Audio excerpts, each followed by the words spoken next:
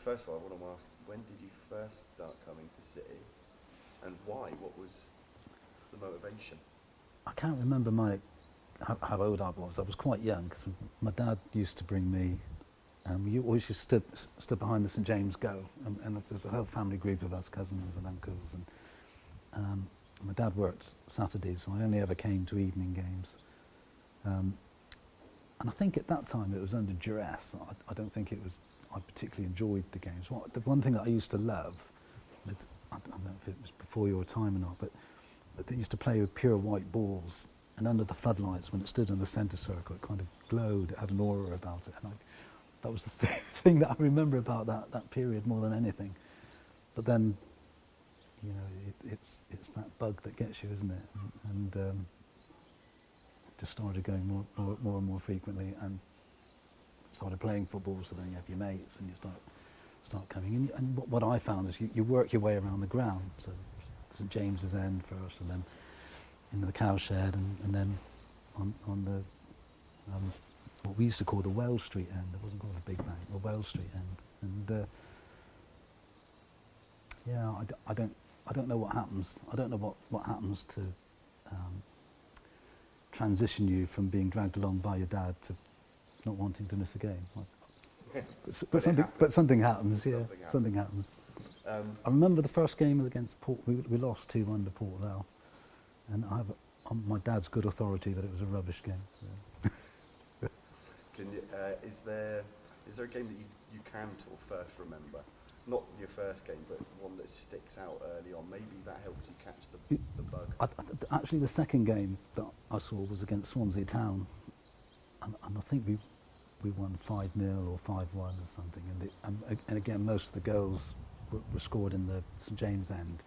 So just having seen a 2-1 loss, and then experienced the other extreme was a big deal. And playing Manchester United the first time in the FA Cup, whenever that was, that 1967, 68 was it? Because I wasn't allowed to go to the game because I was considered. Well, my dad was working, and I remember being in Tommy Moore's buying a school uniform, and the shop assistants shouting out what the scores were, and that kind of. The romance of that sparked my enthusiasm, and that's probably when I started coming on every week, with or without my dad. So when you started coming regularly, where did you used to watch the games from? All round? Yeah, I mean, we started in the cowshed, but in my, I suppose, early teens, that was the 70s, when it wasn't necessarily the safest place to stand. So we used to go behind the Wells Street end.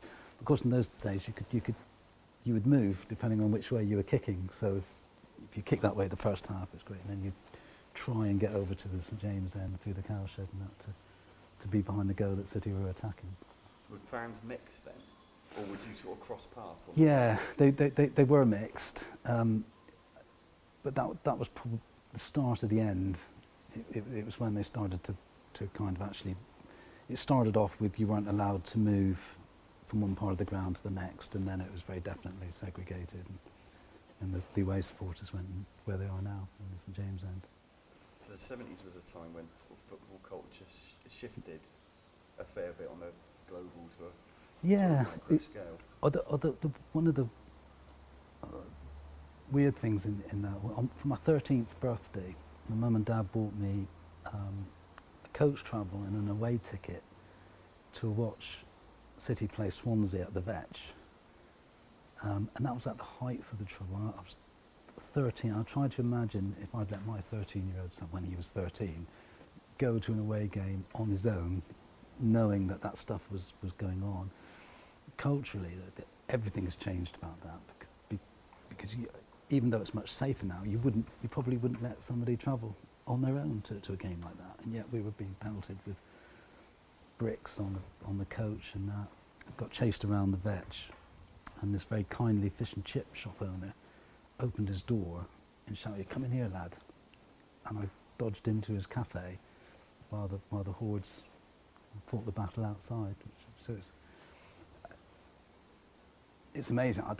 whether I guess my mum and dad understood what they were doing. Perhaps they wanted to get rid of me, but I don't know. But that was it always struck me as strange that in later life. That you're 13 years old, and perhaps you were just a lot older then. But worse places to get stuck than a fish and chip shop.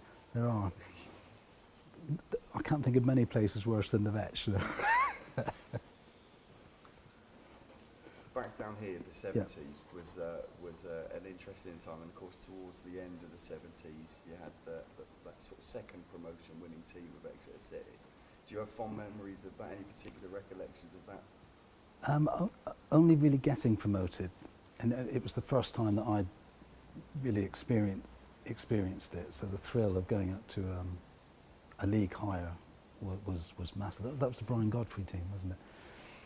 I remember being so excited. I actually went to watch a friendly out at Ottery St Mary when we were preparing for what would have been the third division.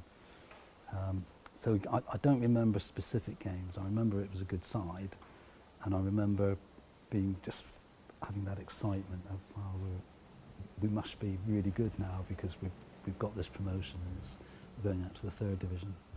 And I think at that time Plymouth and Torquay were also in the third division, so it meant playing those teams, which is I'm not sure that I saw many derbies before then. Are they the big games? Were they the big games for you then, and are they still now? The derby. They were. I mean, they were always thrilling. And I loved going to Home Park because it was a big stadium and your team were playing there, so that was really good. I enjoy it less now because it's become. In fact, I haven't been to the last couple games away from home because it's. There wasn't the you're shepherded around now, and it all feels quite tense, and they're not games that I enjoy now. I kind of think, I wonder what it's going to be like this time. Back then, I never really thought about whether there'd be fights.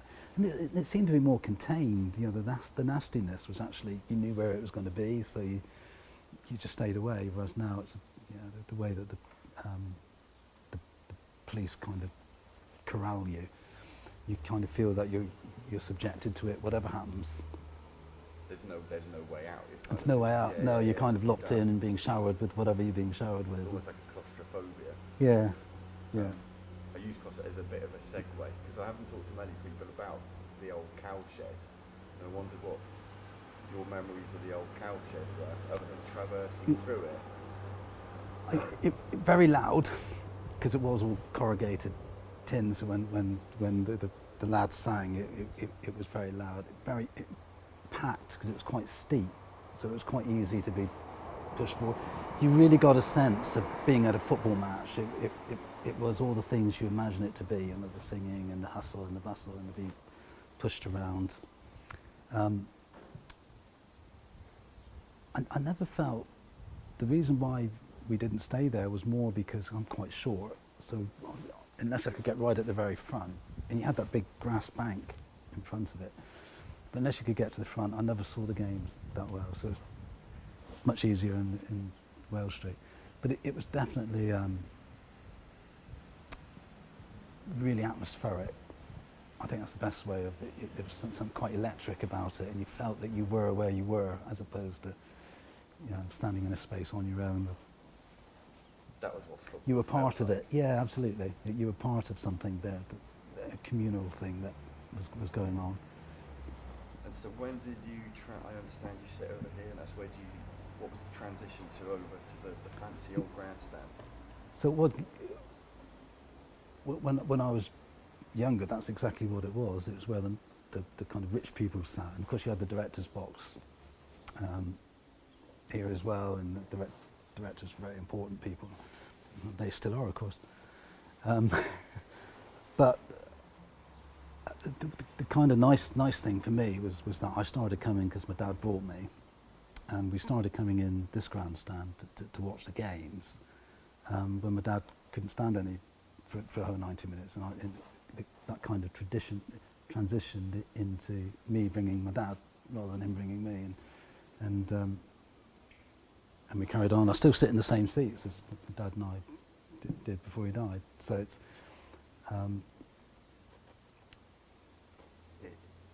in many respects that defines my relationship with my dad. You know, the years we spent first in the old in the St James End, then in the cowshed.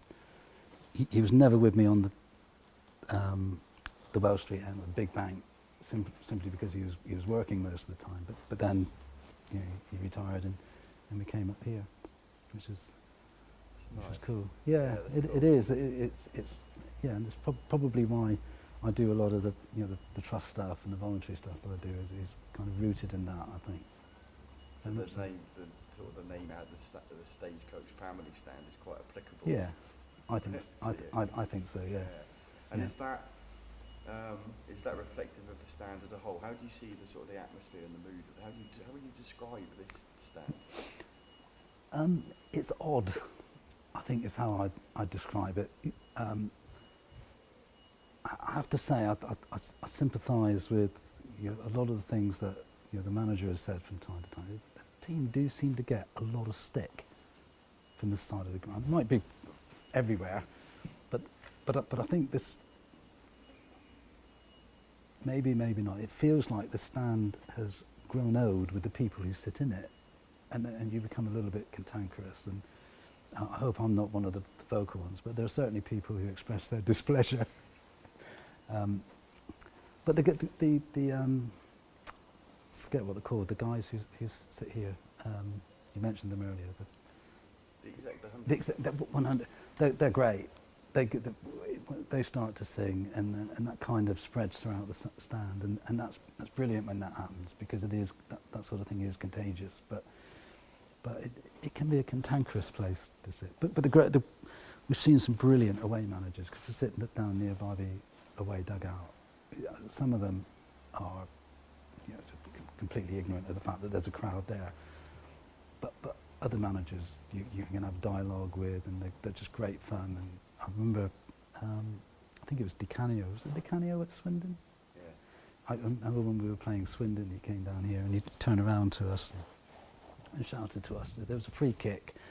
They'd made a complete mess of it. And he turned around to us and said, "Oh, do you know what? We practiced that all week in training. How can they mess it up?"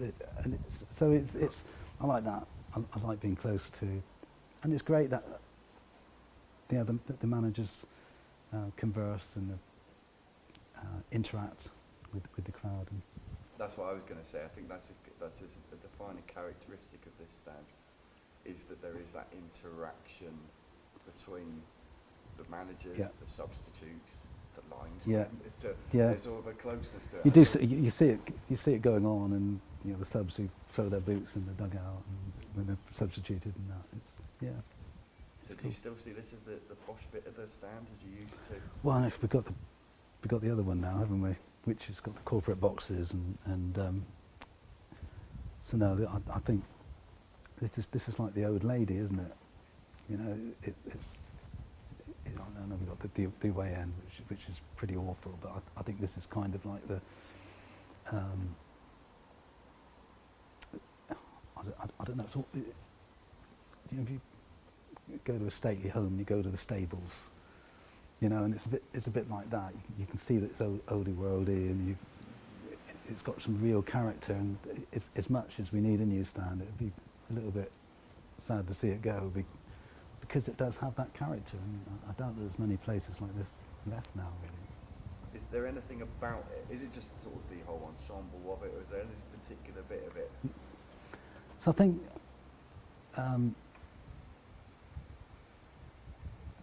I think it's the way I've experienced it in a way, because it's been that transition from the St James End, big cowshed, Welll Street End, thing coming here.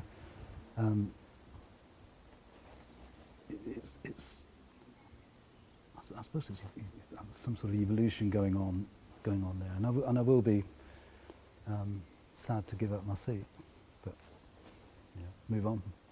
As long as they've got a burger bar. Yes, I keep going on to different people. Must have a burger bar, otherwise I'll move. That's the deal breaker. That's the deal breaker for me. That's yeah. what will do it. Yeah.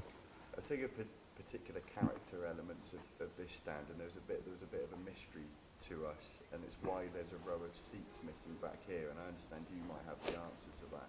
Yeah, so when I was about sort of 14 to 16, I had a schoolboy job working for the Express Necker.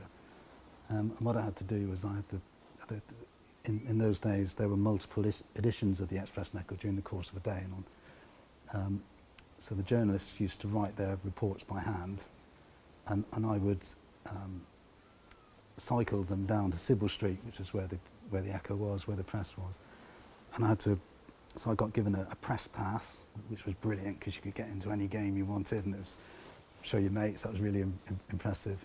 And on Saturdays, I would have to, the journalists would give me the bits of paper, and I would cycle down to the Express Necker midway through the first half, and then again at half time. And I think I got paid 25 pence for it a week or something like that. But the journos would be sat here, and there was in front of you there was like a plank of wood that you could pull up and then pull down, and it balanced on some struts, and the journalists would use that as their desk. And I used to sit right on the end so I could get in and out without disturbing people, and yeah, that was, and the interesting thing, which I think it may be indicative of how football has changed, is that when I went to the Echo, and they had the printing press there, and they had all the kind of production process was there, I had to go around every department and shout out the score and who the scorers were, and because it was that important. And I'm not sure that would necessarily be I don't think people would be quite as excited today as they were back then. So you would sense sort of the buzz in the town about the football for the people that had to go to work? Certainly at the Express Necker. You know, you'd walk down the corridor shouting out the score and who the scorers were. And yeah. I think it's wonderful because it's very much you talk about a change in culture and also a change in technology that now I think we got some film footage from when we were here for the last game of the season where I got a guy on his phone talking to his mate about the scores elsewhere whilst not watching the game that was right in front of him here. Yeah. It's kind of a complete reverse of that. No, it's and it's saying a scruffy old copy paper with a biro, and you fold it up, stick it in your pocket, cycle down to Sybil Street, and hand it into the editorial folk. And now, of course, it's, as you say, it'd be on a mobile phone or on a iPad. What's the score? What's the score? No, absolutely. And you do that half time and at full time? I'd done that midway through the first half, because right. I think there was like a mid-afternoon or a 4 o'clock edition or something like that. Then there'd be, I think, the tea time edition, which would have the half-time scores and reporting, and then there'd be the football final. So after half-time, I got to stand with my mates behind the goal at Wells Street. But That's the top boy. That's the top boy, because I had the press pass. You talk about the journalists here, and I wonder if you can remember any other particular groups or characters from the old grandstand over the years. Do you know what? I'm not sure that I can, because my preference always was to stand on the big bank with school friends and that. But when my dad was here, what was always noticeable, and I guess maybe people noticed that my dad wasn't coming anymore, but there was predominantly elderly people, and that's an awful thing to say, isn't it? There were a lot of elderly people here, and every now and again somebody wouldn't be coming, and although you never knew their names or what their lives were like, you'd think, I wonder where the guy who sits there is, and then if you didn't come for a few weeks, you'd sort of make an assumption about it. And so there is, again, that's that kind of evolutionary thing, I suppose. But it's kind of the sense that people are missed when they're not. Yeah, absolutely. And if we don't, even now, if I don't come for a week, there are people who sit around us who I don't know, I couldn't tell you their names, who will say, we didn't see you here last week, and you're on holiday or whatever. So there is that community. for just 90 minutes on a Saturday or on a match day, there's that sort of sense of you're with people that you've got something in common with. And that's a good part. That's a good thing, isn't it? Yeah, That's a definitely. good thing. Yeah. Definitely. I'm going to roll on now to what I call some quick hits. Yep. These are quicker. So, do you have a favourite team or era of Exeter City? The Terry Cooper promotion team was for me probably the best I've seen, to be honest. Certainly the most exciting. And they could produce, if you were 3-0 down at half time, you still believed you'd win the game. You know, and they were just, you know, Brian McDermott and the Clive Whitehead. You know, they were fantastic players. Of a skill level, I always thought that completely deserved winning the league. And it's just such a shame, and it's the commonplace at Exeter that you couldn't keep the team together, because you just felt that you were so good that you could press on, and it just never seems to happen. But that would be my favourite team by a long way. And maybe not necessarily from that team, any team, a favourite player. God, that's hard, isn't it? It is hard. I mean, there's obvious people like Tony Callow and Alan Beer. I used to like John Mitten. I used to love the way he scampered down the wing and the step overs, and that would have been when I was, you know, in the first phase of my supporting Exeter City. So I think he was always the kind. For me, he was the romantic player, the winger, you know, the sort of almost the George Best of the team. So I'd probably say he was my favourite player. That's how I had Buster Phillips for me when I was younger. Yeah. Was that same kind of like winger? Yeah. The flair, the excitement.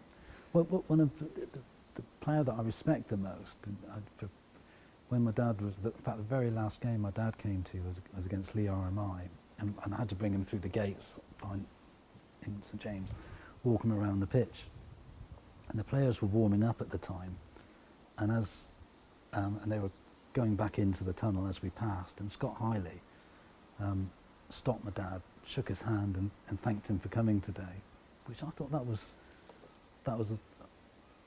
just an amazing gesture, because he was on his way into the change. He didn't have to stop, but to stop, shake his hand and say thanks for coming was really quite, something really genuine and warm about it, and I know it made my dad stay. And I think we won 5-1 as well, which helps. Yeah. You talked a bit before about the managers, and I wonder if you could talk. Not say your favourites or your least favourites, but which particular managers were good with interacting with the crowd from an Exeter City point of view, or who are the most interesting to watch? Or I always thought Brian Godfrey was good. I think I used to like John Newman. I think he was a player manager for a while, wasn't he? But in terms of interacting, I'm not sure, because for the most part we sat in the Welsh Street end. Nowadays, I mean, Paul Tisdale doesn't interact particularly.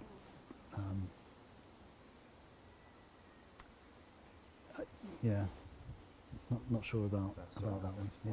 Another thing I was, because you're involved in the trust, you're the trust secretary at present, aren't you? And I wonder if you could talk a little bit about the trust from as you see it and how you know it and how it all came about and developed, and you know. So when the trust was born, I'm ashamed to say I wasn't that interested. And it's kind of a period when we just moved back to Exeter and had a heavy mortgage, and football was one of the things that I kind of forwent. As it is today, I think we're in a really difficult place now because I don't know how we push on. The trust is, I think, by definition about sustainability and making sure that we don't do anything silly, and making sure that we safeguard Exeter City for the future. And I think we do that really, really well. I think what's harder is pushing on from there and knowing what's your definition of success. I think, I guess most people would say it's getting promoted or getting a higher league place, and we're clearly not doing that. So I think the difficulty we have is proving that we're not just about sustainability, that we want to push on, but also the whole community thing. There are things that we do really, really well in the community, like the heritage projects, and the other One Game, One Community, and Kick It Out, and that. What we're not seemingly able to do is to attract people actually into the trust, because in order for the trust to be sustainable, you have to have people coming in all the time, and it's getting people interested and getting people engaged. I think is a real challenge, and we've got some thoughts around that, how we're going to tackle that. But it is hard, and unfortunately, and this is, I don't mean this to be derisory, but it's not enough to be on Facebook or on any of the sort of social chatter rooms and post comments. Actually come to meetings, engage, let your voice be heard, because it kind of disappears when it's on the internet. And yeah, come and say what we want to say in a meeting. And actually, because regardless of what anybody thinks, we do own our football club. That's a legality. It's not something that you kind of pretend. It's actually true. So you have a right to have a say in what goes on, and not just what goes on, but how you execute those things. Do you know what I mean? So it's really important that people come forward and engage with the trust. Yeah, we've got elections coming up they'll start in August, I guess. Come and be a trustee, or get elected to be a trustee, because actually you can change things, but you can only change them if you're there. Yeah. And I think that's the whole thing. It's a bit like a general election, isn't it? If you don't bother to vote, We talked earlier about community, and do you think community has always been is it a continual strand through the history of Exeter City Football Club as you've experienced it? Within the supporter group, I think it is. Whether it is, the great thing now is that it's the club itself, the business, I think, is engaged with the community, and I'm not sure that's always been the case. And people at the club actively seek opportunities to engage with the community, and not just over football, but over a whole range of things. It's the work that FITC do, the stuff that Pete Foley does, for example, with the marathons and that, which wouldn't happen if the club didn't do it, and it's got nothing to do with football. So I don't think it has always been that engaged. There's been the community of Exeter City supporters, but I think now the community is much broader and doesn't restrict itself to, I'm a football fan. And how important are volunteers how do you view volunteers as part of the Exeter City operation? I think it would be really hard to function at the level that we're functioning. And people might say that's not that high, but I just don't think we could. I know that the amount of work that current trustees do in terms of raising money, manning the bars, just almost involved in every part of the club, and I just don't think it could function because there are so many volunteers. If you imagine having to pay those people to do those jobs, I just don't think you'd make it. They're vital for the lifeblood of the club, I think. Exactly. Well, it's the lifeblood Yeah. of the club. Yeah. And finally, my last question. Yeah. As succinctly as you possibly can, although this is not easy, how would you describe Exeter City from your experience as a club and as a place? So I think, you know, people talk about soundtracks to their lives. I think football teams have that effect on you as well, that there are moments in your life, like I was saying about getting a school uniform and listening to the Manchester United score. I think it provides a place of contact, and you can place your life, different parts of your life, on what's happening at the football club. And you might argue that that's over-egging it, but it is really important, and it certainly has defined my relationship with my dad over the years. So that's what's really important to me. And there are probably lots of people who have a similar story. So I think we talked about sustainability and the trust, that's really important, because if that's all we ever achieve, I think that's a worthwhile achievement. What a fantastic answer and a lovely interview. Thank you very much, Nick. It's a pleasure, Will. That was a pleasure.